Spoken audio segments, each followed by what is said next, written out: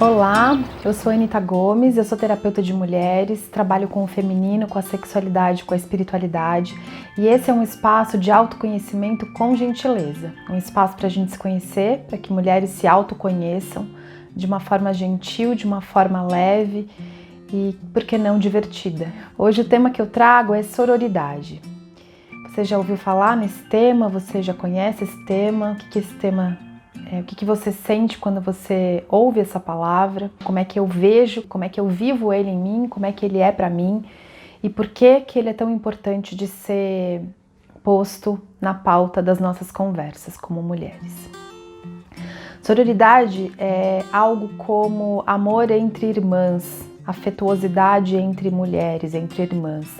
Soror significa irmãs, sororidade, um espaço de irmandade, um espaço afetuoso entre mulheres. E por que é tão importante a gente falar de sororidade, mas para além de falar de sororidade, a gente viver em sororidade, viver a sororidade? Porque a gente está vivendo um momento de muita informação e um momento onde a internet ela serve para um bocado de coisas incríveis, mas também para um bocado de coisas que tentam nos destruir, né? Que tentam minar o nosso poder como mulheres. E já que a gente tem esse espaço, então a gente pode fazer uso dele para se unir, para se conectar em amor, em lealdade, em alegria. E nada como a gente conhecer um pouquinho da nossa história para entender por que a gente funciona como a gente funciona, por que a gente opera como sociedade, da forma como a gente opera e desenvolver nosso pensamento crítico. Quando a gente fala da relação entre mulheres hoje, a gente tem relações baseadas na competição velada, muitas vezes na competição velada. A gente tem também relações muito cheias de inveja, de desejar o que é da outra, desejar ter a vida da outra, mesmo porque a mídia estimula isso em nós o tempo todo. Quando uma revista coloca um corpo perfeito de uma mulher e objetifica ela por isso e estimula que outras mulheres queiram ser como ela, a mídia está trazendo para nós esse estímulo de que a gente queira ser como outra mulher. E aí a gente vai se perdendo da individualidade de cada uma de nós, a gente vai se perdendo da pluralidade e da diversidade que somos. Né? Somos muito diversas, nossos corpos são muito diversos, nossas cores, nossas personalidades são muito diversas e a gente precisa falar disso, a gente precisa construir um mundo baseado nessas diversidades, um mundo onde cada vez mais a diversidade seja um tema natural entre nós. Então, para falar de sororidade, a gente precisa falar de história. Quando a gente pensa no patriarcado, a gente está falando de 5.000 anos, mais ou menos. Antes disso, os historiadores contam, a gente viveu um momento que pode ser chamado de matriarcal. Existem controvérsias sobre esse tema, mas eu não vou falar disso hoje. Mas a história conta, os historiadores contam que era um momento onde as mulheres tinham um poder de igual para igual, tanto quanto os homens, onde não existia disputa, onde não existia o poder sobre as mulheres, né? A mulher ela tinha um espaço de poder dentro daquela sociedade, como mãe, como procriadora, como quem produz um legado, né, de outras gerações. Com o advento do patriarcado, as mulheres elas continuavam muito fortes juntas. Nós, quando estamos juntas, somos muito fortes.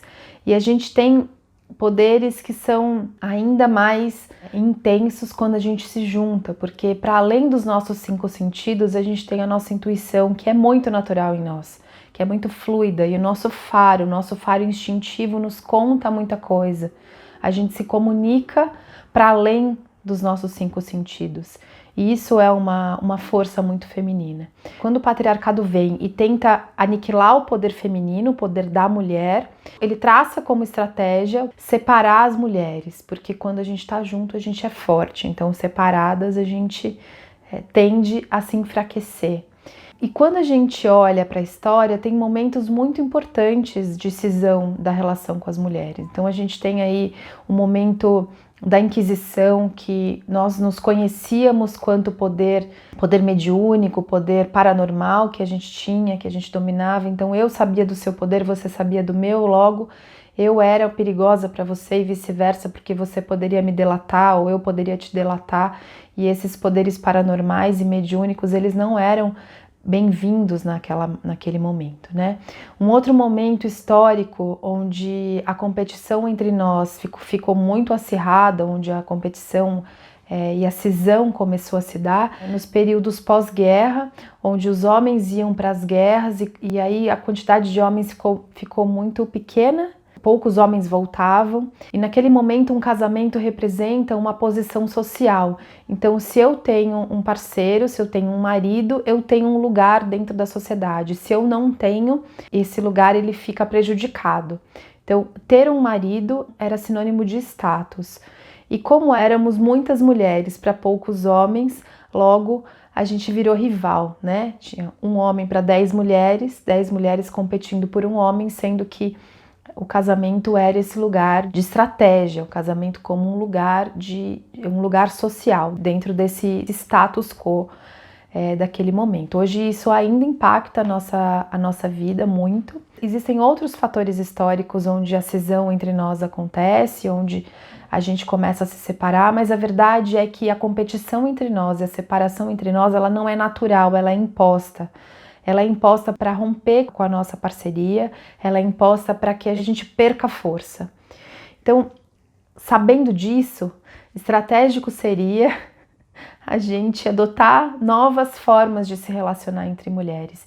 E hoje eu vim trazer aqui algumas formas muito práticas de como é que a gente pode introduzir a sororidade na nossa vida, introduzir a apreciação entre nós para que a gente reconecte, para que a gente volte a ser força, para que a gente volte a ser colo quente umas para as outras, para que a gente volte a ser um lugar seguro quando a gente estiver junto de outras mulheres. A Diane Shinoda Bolen, ela fez um convite para que nós mulheres, para que a gente esteja em círculo, para que a gente entre em círculo de mulheres, para que a gente faça círculo de mulheres. Tem um livro chamado O Milionésimo Círculo. Ela diz que quando 1 milhão de círculos existirem no mundo, a gente começa a viver um novo modelo baseado na liderança circular, na não hierarquia, na troca genuína, na partilha. E esse convite é um convite muito gentil e delicado que eu acredito, que eu empreendo. A cada círculo de mulheres que eu chamo, é isso que me motiva, porque a gente precisa experimentar novas formas de se relacionar umas com as outras, que não pela competição e não pela inveja. Então vou deixar aqui algumas formas para a gente praticar e começar a criar esse mundo mais gentil, mais fraterno, mais igual entre nós. Então vamos lá. A primeira forma da gente praticar a sororidade, da gente criar esse mundo composto de igualdade entre mulheres, onde mulheres não competem, é a gente perceber em nós quando é que a gente está competindo com uma mulher. Então vou te dar um exemplo. Quando eu vou me trocar para ir em algum lugar, se esse lugar, dependendo de quem estiver lá, eu vou com uma roupa ou eu vou com outra. Eu escolho a roupa que eu vou vestir muitas vezes baseada nas pessoas que eu vou encontrar nesse lugar. Se isso acontece com você, pode ser que isso aconteça, observa se isso vem de um lugar de competir com alguém, principalmente com uma outra mulher. Competir no sentido de estar pelo menos igual, de não se sentir menos que outra mulher, de não se sentir abaixo, rebaixada. A gente tem uma tendência a ou se sentir superior ou inferior a alguém. Observe então a competição, onde que está a competição em você. Traz o seu olhar. Eu estou competindo? Quando eu faço o que eu faço, é para atender uma necessidade de competir com alguém ou de me sentir superior a alguém? Observa, traz isso como observação. Onde é que a competição com outra mulher está no meu dia a dia sem que eu perceba? É muito sutil, às vezes não é tão óbvio. A gente precisa requintar o olhar para de repente conseguir enxergar. Uma outra forma da gente trabalhar a sororidade, trabalhar esse espaço da igualdade entre nós, é a gente observar se a gente sente inveja de outra mulher. Inveja é um tema muito tabu, muito tabu, mas muito vivido entre nós mulheres. E ele pode ser bem óbvio e escrachado, como queria ter aquele sapato que ela tem, queria ter aquele trabalho que ela tem, queria ter aquele namorado que ela tem, ou algo muito velado, que a gente não perceba e que a gente cobice de uma forma mais disfarçada. E então a inveja a gente precisa colocar uma lupa às vezes para enxergar. Mas se por acaso você se perceber sentindo inveja de outra mulher, desejando ter o que essa outra mulher deseja, para um pouquinho e presta atenção o que é que esse sentimento de inveja conta sobre você. Conta sobre aquilo que você deseja no fundo e não aquele objeto em si. Então vamos supor, se você desejou aquele sapato, um sapato que você viu com outra mulher. Tô sendo bem clichê aqui, né? A gente trazendo bem esse olhar clichê de desejar o sapato de uma mulher. O que no fundo você está desejando? É o sapato em si ou é o que aquele sapato traz para aquela mulher? Aquela mulher, quando veste aquele sapato, como é que ela fica? O que vestir aquele sapato confere a ela? Talvez você deseje isso, não o sapato em si, não especificamente o objeto, mas aquilo que o objeto traz para aquela pessoa. E aí você observa. Pode ser que aquele objeto, quando aquela mulher veste aquele sapato, que ela fique mais elegante, que ela fique mais sensual, mais sedutora, mais atraente. Então talvez você queira se sentir mais atraente, mais sensual, mais sedutora. Ou talvez você critique isso em você e você não quer se sentir sensual, atraente, sedutora, você acha isso feio. Mas no fundo você gostaria de ter um pouquinho daquele tempero. Então observa aqui é um canal onde eu vou sempre convidar para a gente se autoconhecer. Então autoconhecimento com gentileza. Observa o que desejar o que a outra tem conta sobre alguma semente que está em mim, que já está em mim e que talvez eu só precise regar, né? Precise aguar, botar água para que essa semente floresça. Porque aí, se eu tiver um pouquinho disso, eu não vou precisar invejar outra mulher.